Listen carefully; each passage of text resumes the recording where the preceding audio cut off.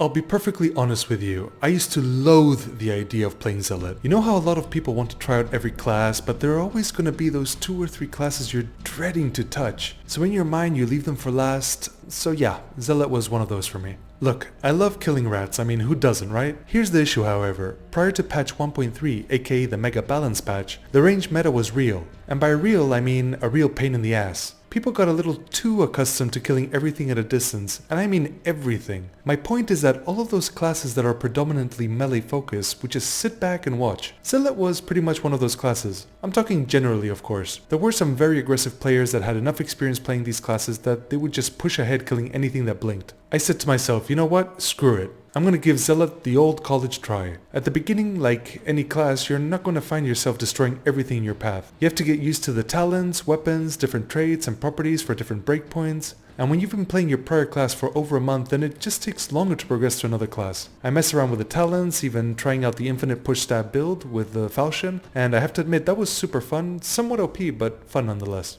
Then the balance patch came along. The range meta got nerfed to the ground, making it pretty much obsolete. The melee weapons on the other hand got buffed. Suddenly this new world of possibilities opened up. That infinite push stab build I mentioned? Gone. Stamina regeneration was nerfed, so that build disappeared. So I went back to the general build most people were using. However, this time I tried every melee weapon, not expecting a miracle, but I felt compelled to see what all the fuss was about. And oh my god, every single weapon became amazing. From the two-handed sword to the axe. If there's one word I'd use to describe the Zealot, it would be powerhouse.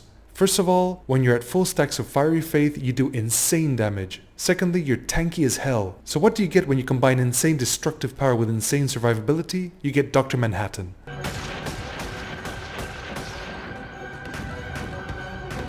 Judgment! Die, creature! Die, abhorrence! Kill it with everything you have! I'm not even kidding. You just push forward killing everything in your path with little care. You won't even become concerned if you get hit, since you keep recovering a ton of temp health. The best part is every melee weapon is very viable.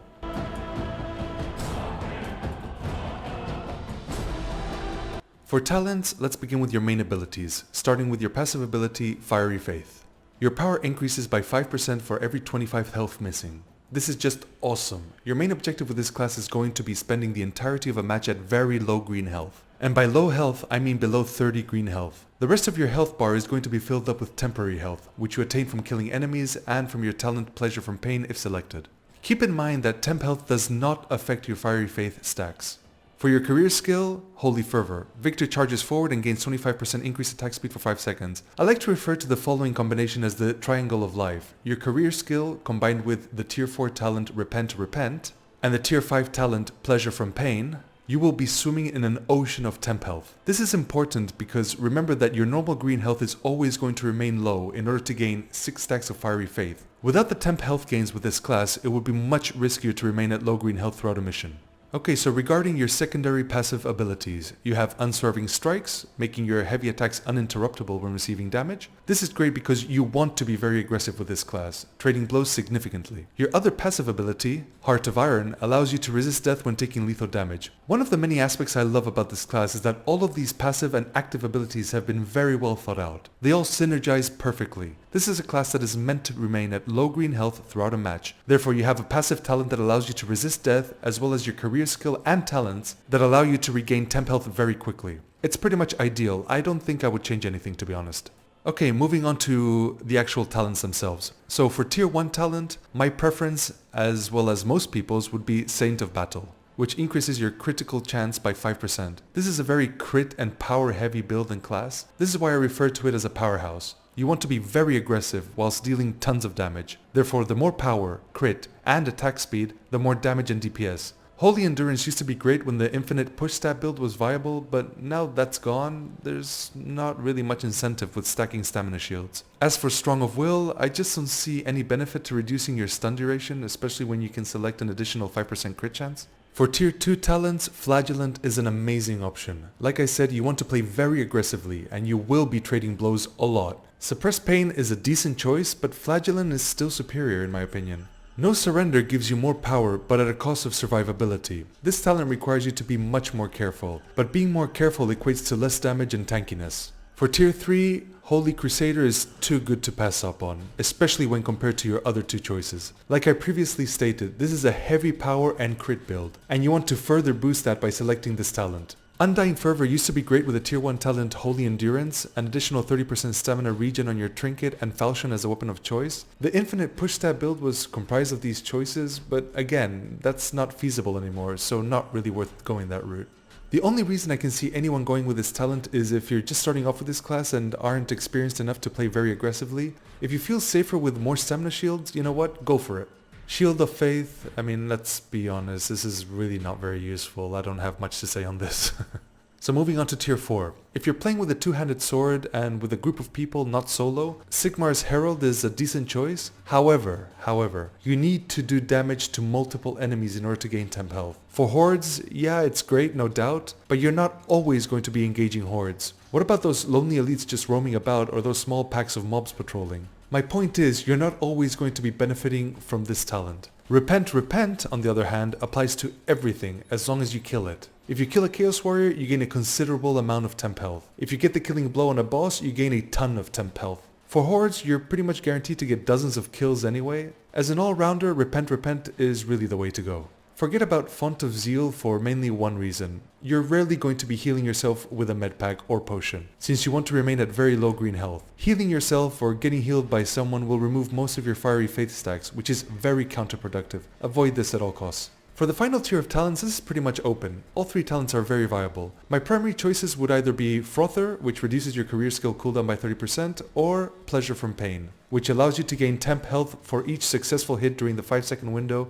of your career skill. Blessed Frenzy can be decent, but all in all I don't see a tremendous benefit from attacking 25% faster for an additional 3 seconds. If you want to carry out the aggressive playstyle of this class, you want to be gaining as much temp health as possible. Pleasure from Pain allows this, and would therefore be my primary choice. Don't forget that your career skill cooldown is still reduced when critting in general, just not as quickly as having Resourceful Combatant trait on your melee weapon.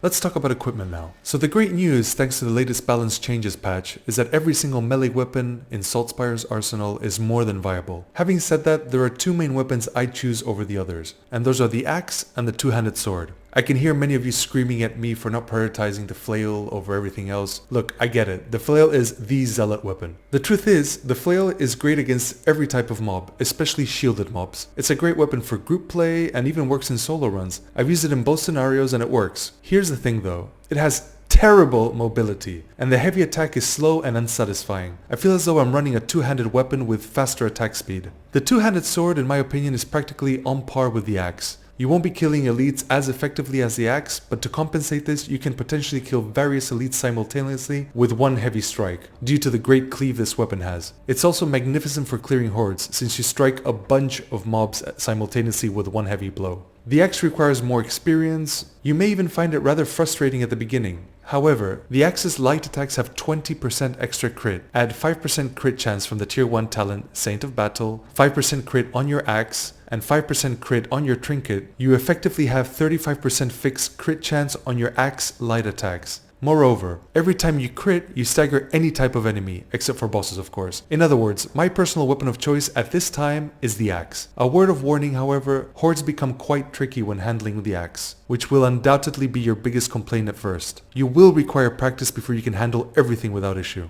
I've gone with attack speed, crit chance, and swift slaying for the trait.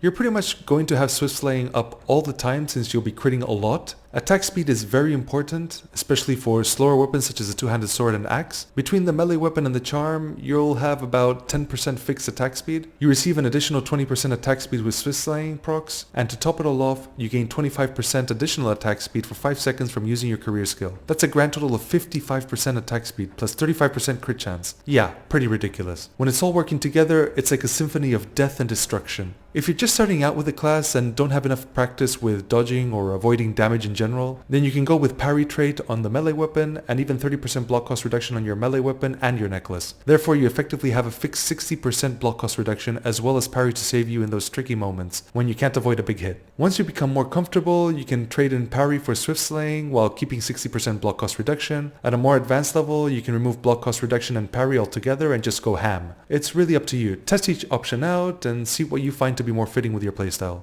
Regarding ranged, any of Salt Spire's ranged weapons are perfectly viable. The crossbow is great since it packs a serious punch and is easier to hit your target with. With the correct breakpoints and 6 stacks of Fiery Faith, you can even one-shot Chaos Warriors with a head crit. Although I'd strongly advise against doing this since the tougher mobs give a significant amount of temp health, and therefore killing them from afar with one shot is counterproductive. Chaos Warriors have 120 health, so I would recommend going with 10% power versus armored, 5% crit chance on your crossbow, and 10% power versus armored, and 5% attack speed on your charm. These properties, along with 6 stacks of Fiery Faith, allow you to head crit a Chaos Warrior for 119, leaving you with having to just tap the Chaos Warrior with your melee weapon, and you'll gain the full temp health it provides. This choice also allows you to 1 crit shot maulers in the stomach, or 2 non-crit shots to the stomach, leaving them at practically 1 health, also allowing you to just tap them with your melee weapon in order to gain the temp health they provide. And finally, these properties will also allow you to 1 body shot Storm Vermin, as well as most specials. If you're good at headshotting, then you can one-shot virtually every mob in the game. All of these breakpoints, however, are really just a last resort. In practice, you'll be going ham with your melee weapon,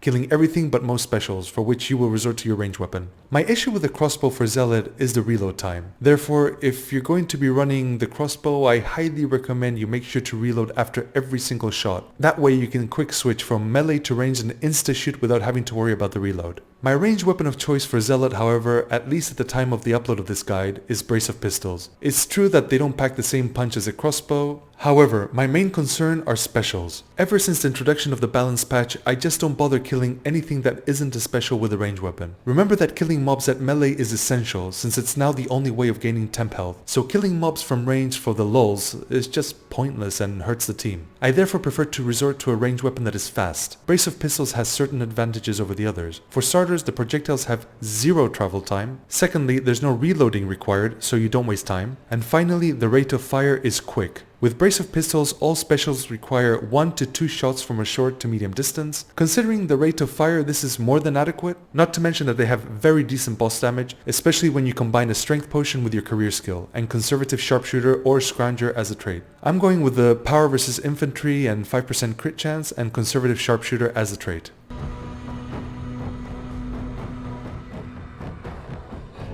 For the necklace, 20% health is a must, period. This will affect the damage you take before gaining a full 6 stacks of Fiery Faith, as well as the maximum amount of temp health you'll have during the remainder of the run. Stamina or block cost reduction are both good options. I tend to go with stamina since I prefer to be able to push stab a bit more when needed. For the trait, Boon of Shalia is definitely the way to go since it affects the amount of temp health you gain with your talents. Natural Bond's only good aspect is that you can recover temp health with a med pack or potion. The downside is that you're regenerating green health, which you want to avoid in order to not lose any of your Fiery Faith stacks. For the charm, a great option is power versus armored and attack speed, and decanter for the trait. Power versus armored affects your ranged weapon most of all, but is still useful for your melee weapon when fighting armored enemies such as Storm Vermin and Chaos Warriors. And finally, for the trinket, you'd go with the standard setup, 5% crit chance and curse resistance or movement speed, depending on the kind of run, and Grenadier for the trait.